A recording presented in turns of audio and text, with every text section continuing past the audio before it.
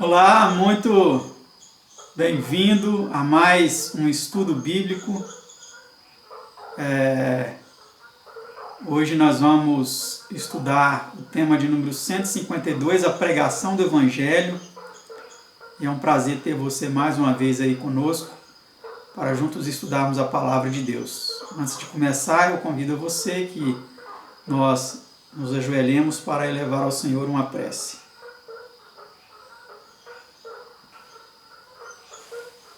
Pai Santo, Deus amado, somos gratos a Ti por mais uma oportunidade que nos dá de estudarmos a Tua Palavra. Te agradecemos por mais um dia, por mais um estudo que faremos aqui. E pedimos, Senhor, que nos ajude a entender esse tema tão importante, essa missão que o Senhor e o seu amado Filho nos confiaram de pregar o Teu santo e puro Evangelho, o Evangelho eterno. Abra nossa mente, o nosso entendimento e nos motive a levarmos este Evangelho. É o que nós pedimos em nome de Jesus. Amém, Senhor.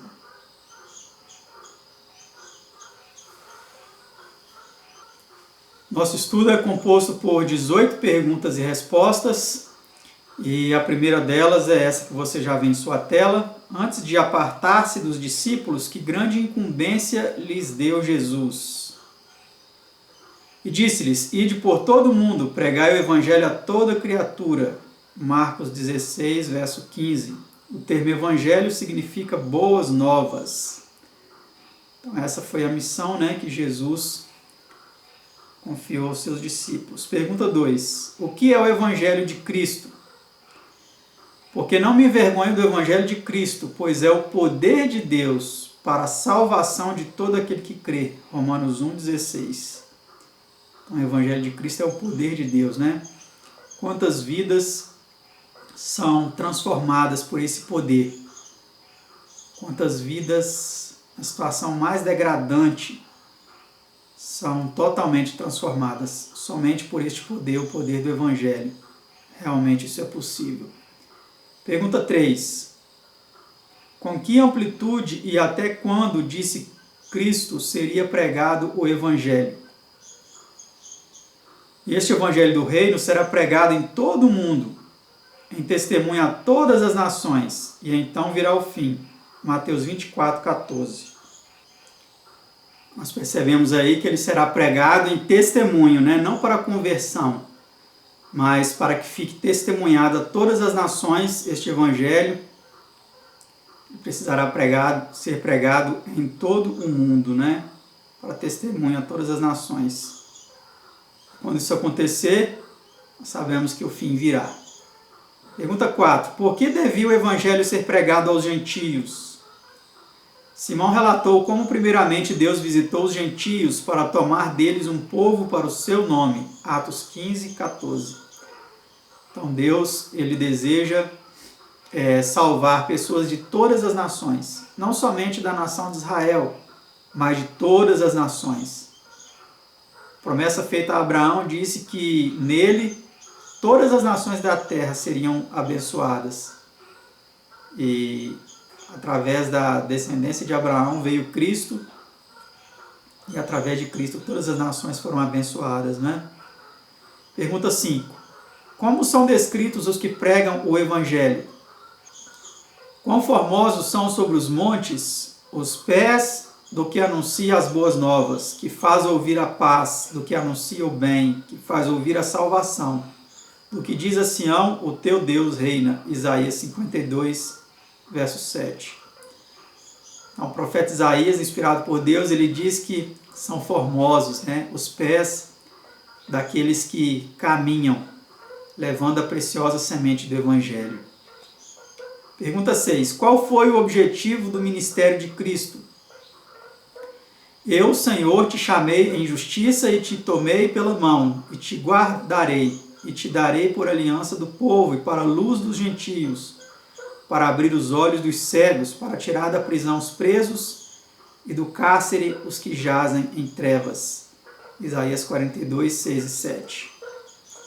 O objetivo do Evangelho de Cristo é esse, né? Libertar os presos. Não meramente os presos em grades de ferro, mas os presos pelo pecado, os presos nos vícios, os presos nas garras de Satanás e seus demônios. Muitos estão sendo libertos, né? Pergunta 7. Para que propósito escolheu Cristo o apóstolo Paulo e o enviou aos gentios? E ele respondeu, porque te apareci por isto, para te pôr por ministro e testemunha, para lhes abrir os olhos e das trevas os converteres à luz e do poder de Satanás a Deus, a fim de que recebam a remissão de pecados e herança entre os que são santificados pela fé em mim. Atos 26, 15 a 18.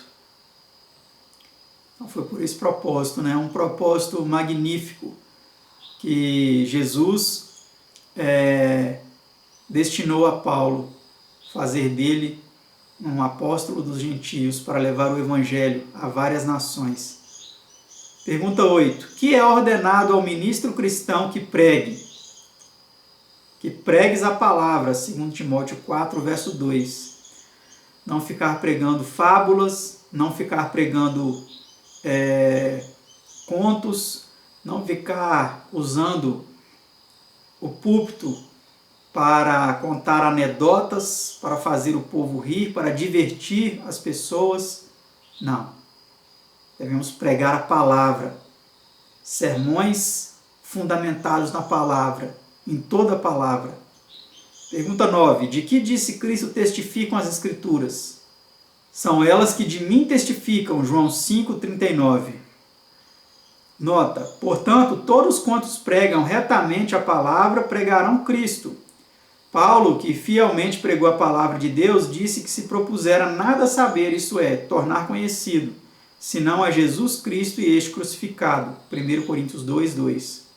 Certa vez um ministro jovem perguntou a Jonathan Edwards qual a sua opinião sobre um sermão que ele, jovem, acabara de pregar. Foi realmente fraco o seu sermão, disse o senhor Edwards. Por que? Indagou o jovem ministro. Porque Cristo não estava nele, foi a resposta. Todas as grandes verdades das Escrituras se centralizam em Cristo. Devidamente compreendidas, todas conduzem a ele. Cristo, pois, deve ser apresentado em cada discurso como o alfa e o ômega, o princípio e o fim, o grande plano da salvação. Então, toda a palavra, de Gênesis a Apocalipse, ela se centraliza em Cristo. Foi Cristo que apareceu aos patriarcas Abraão, Isaac, Jacó, Moisés,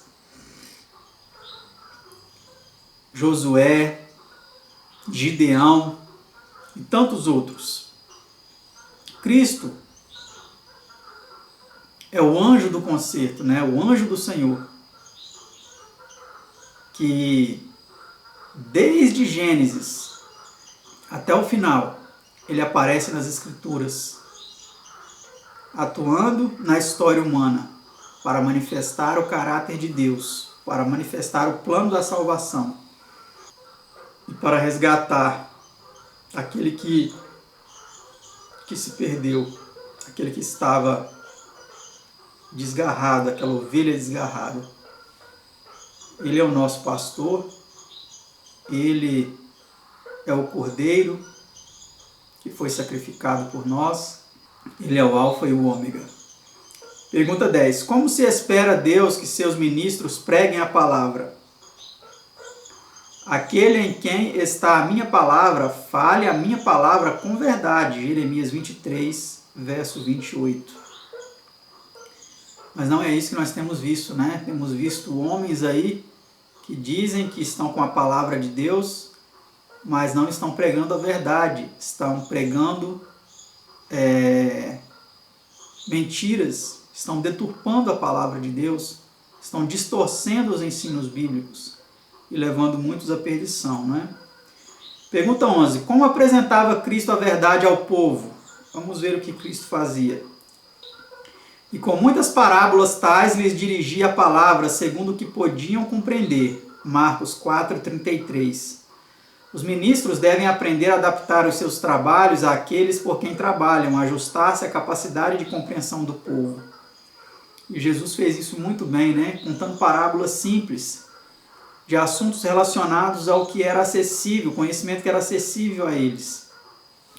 E assim, seus ensinos foram eternizados, né? E até hoje nós usamos essas parábolas ministrando o Evangelho e fica simples, fácil das pessoas compreenderem. Pergunta 12. Que regra para ensino da doutrina é apresentada na Bíblia? Porque é mandamento sobre mandamento, mandamento sobre mandamento, regra sobre regra, regra sobre regra. Um pouco aqui, um pouco ali. Isaías 28, verso 10. Então é assim que nós devemos pregar a palavra, pregar o Evangelho. Deixando a Bíblia se explicar. Apresentando mandamento sobre mandamento e regra sobre regra. Não pegando porções isoladas das Escrituras e desvirtuando o seu sentido de acordo com as nossas próprias opiniões preconcebidas ou os próprios credos religiosos, tentando defender os credos religiosos através de pontos distorcidos da palavra. Pergunta 13. Como deve trabalhar o servo de Deus? E ao servo de Deus não convém contender, mas sim ser manso para com todos, apto para ensinar, sofredor, instruindo com mansidão os que resistem, a ver se porventura Deus lhes dará arrependimento para conhecerem a verdade. 2 Timóteo 2, 24 e 25. Nota. Enquanto os requisitos da lei de Deus são apresentados ao pecador, não devem os ministros esquecer que o amor de Deus é o único poder capaz de abrandar o coração e levá-lo ao arrependimento e à obediência, e que salvar homens é o trabalho mais importante. Então não precisamos nos esquecer disso, né? A salvação de almas. Esse é o objetivo da pregação do Evangelho. Não é entreter, não é fazer as pessoas rirem, não é levar o maior número possível de pessoas para a sua igreja, para fazer com que eles sustentem o seu ministério. Não. E muitas vezes esse tem sido o objetivo das pessoas. Se sustentar através de dízimos e ofertas e não salvar almas. A maioria dos ministérios não estão preocupados em salvar almas, não estão preocupados em salvar as pessoas da condição degradante de pecado em que elas se encontram, por meio de Cristo, né? Obviamente. Porque o pregador, ele é apenas um instrumento para que Cristo atue por meio dele. Mas muitos não estão motivados com esse objetivo. Pergunta 14. Como preparação para este trabalho, o que fez Cristo aos apóstolos? Então abriu-lhes o entendimento para compreenderem as Escrituras. Lucas 24, 45. E essas Escrituras eram o Antigo Testamento, né? Cristo ele não aboliu o Antigo Testamento, pelo contrário.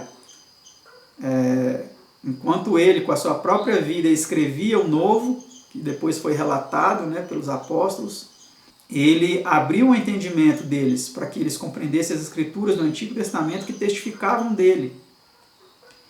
Pergunta 15. Por que lhes disse que ficassem em Jerusalém? Ficai, porém, na cidade de Jerusalém, até que do alto sejais revestidos de poder. Lucas 24, 49. Então, ali eles receberiam o poder para, dali, pregar o Evangelho, não somente a todo Israel, mas a todo mundo, como eles fizeram, né? Pergunta 16. Como pregavam os apóstolos o Evangelho? Pelo Espírito Santo enviado do céu. 1 Pedro 1,12. E esse mesmo texto, né, de 1 Pedro 1, no versículo 11, ele chama o Espírito Santo de Espírito de Jesus, né? Então, o Espírito de Jesus, o poder de Jesus, a onipresença de Jesus com eles, como ele havia prometido, e eis que eu estarei convosco todos os dias até a consumação do século. Ele se fez presente ali, no Pentecostes, quando foi derramado abundantemente. Foi o Espírito de Cristo que foi enviado a eles, para que assim eles pudessem então cumprir a missão que o próprio Cristo havia lhes confiado. Vamos para a pergunta 17 e penúltima. Qual foi o resultado dessa pregação? Muitos, porém, dos que ouviram a palavra creram, e crescia a palavra de Deus, e em Jerusalém se multiplicava muito o número dos discípulos, e grande parte dos sacerdotes obedecia à fé. Atos 4, 4 e 6, 7. Então, o resultado foi tremendo, né? Muitos aceitaram a fé, até mesmo dos sacerdotes. E o número dos discípulos se multiplicava cada vez mais.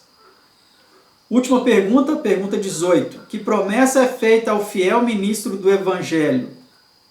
Aquele que leva a preciosa semente, andando e chorando, voltará sem dúvida com alegria, trazendo consigo os seus molhos. Salmo 126, verso 6. Que maravilha, não é? Podemos ter a certeza de que mesmo em meio a choro, a lágrimas, a dificuldades, se nós perseverarmos levando a semente do Evangelho, podemos saber que ela vai germinar e vai dar frutos para a honra e glória de Deus e para a salvação de preciosas almas do reino das trevas para o reino da luz, do reino de Satanás para o reino do Filho do amor de Deus, nosso Senhor e Salvador Jesus Cristo. Se você é uma dessas pessoas que já foi salva e se regozija na salvação que Cristo lhe concedeu, já foi alcançada pelo Evangelho e está aí perseverando, né, para se manter firme, que o Senhor te abençoe e te guarde. Que a graça e a paz de Deus nosso Pai, de nosso Senhor e Salvador Jesus Cristo permaneça contigo. Mas se você que está assistindo agora esse estudo é uma pessoa que ainda quer aceitar, mas não tem forças, se você está lutando por alguma coisa, Cristo ele pode libertar você. Não deixe de confiar, porque agora nesses últimos dias, muitos dos primeiros serão os últimos. Muitos dos que se dizem cristãos não serão salvos, porque eles não estão fazendo a vontade do Pai que está nos céus. Como Jesus disse em Mateus 7, 21, muitos me dirão naquele dia, Senhor, Senhor, não fizemos milagres em Teu nome, não fizemos em Teu nome, não expulsamos demônios, não fizemos muitas maravilhas. Jesus diz que vai lhes dizer abertamente, nunca vos conheci, apartai-vos de mim, vós que praticais a iniquidade. Mas talvez se você é uma pessoa que esteve no mundo, esteve afundado nos vícios deste mundo, na promiscuidade, na depravação, longe de Deus, longe de Cristo, e o Espírito de Cristo está falando com você agora, nesse momento. Me aceite, meu filho. Eu quero transformar a sua vida. Eu quero te levar para as mansões eternas. Eu quero arrebatar a sua alma das garras de Satanás para trazê-lo para os meus braços de amor. Não resista a essa voz. Aceite a Cristo. E Ele vai salvar você. E Ele vai transformar você. E Ele vai colocar você na glória eterna para viver eternamente uma vida de gozo e alegria sem fim. Se esse é o seu objetivo, eu quero orar por você agora, neste momento. E peço que você se ajoelhe aí onde você está e ore comigo.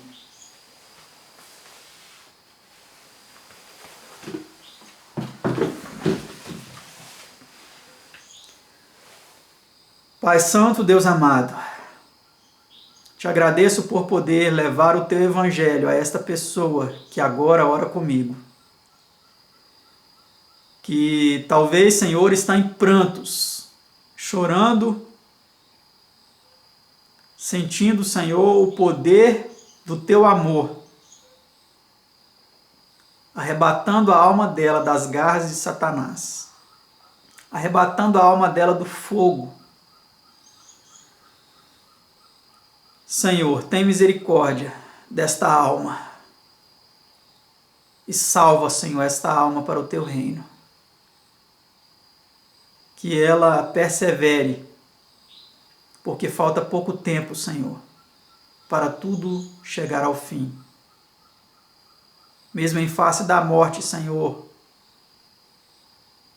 mantenha essa alma segura em teus braços de amor. Lava essa alma com o sangue precioso de seu Filho unigênito. Purifica essa alma de toda contaminação. Perdoe essa alma de todos os pecados que ela cometeu, Senhor, que ela agora está confessando diante de Ti.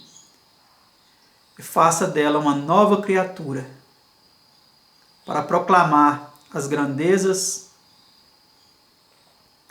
do seu amor que a tirou das trevas para a sua maravilhosa luz. Ó Pai, te agradeço por ser uma voz a esta alma, uma voz usada por Ti para levar esta alma aos Teus pés, Senhor. Tem misericórdia, eu te imploro, e salve-a para Teu reino.